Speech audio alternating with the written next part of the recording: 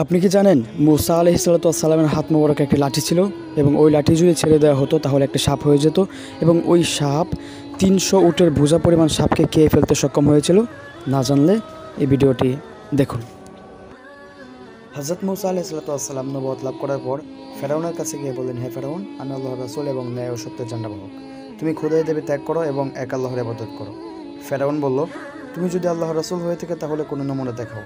হযরত মুসা আলাইহিস সালাম এই দেখো বলে নিজের লাঠিটা মাটিতে ফেললেন।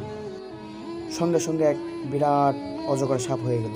পাণ্ডবনের মুখ হা করে মাটি থেকে 1 মাইল উঁচু হয়ে লেজের উপর দাঁড়িয়ে গেল এবং এর একটি চোয়াল মাটিতে, অপরটি শাহী মহলের দেয়ালে রেখে ফেরাউনের দিকে তাকালো।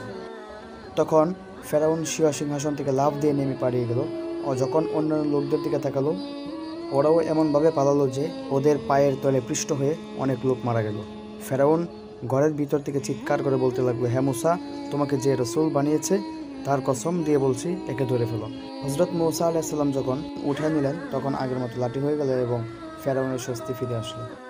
হযরত মুসা আলাইহিস সালামের লাঠি সাপ হয়ে যাওয়া ফেরাউনের জন্য বড় সমস্যা হয়ে দাঁড়ালো এবং সে খুবই ঘাবড়ে গেল। ফেরাউনের দরবারে চালা চামুন্ডারা বলতে লাগলো, মুসা হয়তো কোনো জায়গা থেকে জাদু শিখে এসেছে। এখন আপনিও আপনার রাজ্যের সকল জাদুঘর একত্রিত করে এর মোকাবেলায় নিয়োজিত করতে পারেন। পরামর্শ মোতাবেক ফেরাউন চারদিকে লোক পাঠিয়ে দিল যেন সব জায়গা থেকে জাদুঘর খুঁজে নিয়ে আসে। যখন কয়েক হাজার জাদুঘর ফেরাউনের দরবারে এসে সমবেত হলো তখন ফেরাউন মুসা আলাইহিস সালামকে ওসব জাদুঘরদের সাথে মোকাবেলা করার জন্য চ্যালেঞ্জ ঘোষণা করলো। হযরত মুসা আলাইহিস সালামও চ্যালেঞ্জ গ্রহণ করলেন। ফেরাউন জিজ্ঞেস করলো, মোকাবেলা কোন দিন করবে? তিনি বললেন, তোমাদের মেলার দিন হলে ভালো হয়। এই দিনটিতে ওরা খুবই সাজসজ্জা করে বিরাট মেলার আয়োজন করে। দূরদরাজ থেকে অনেক লোকজন আসে।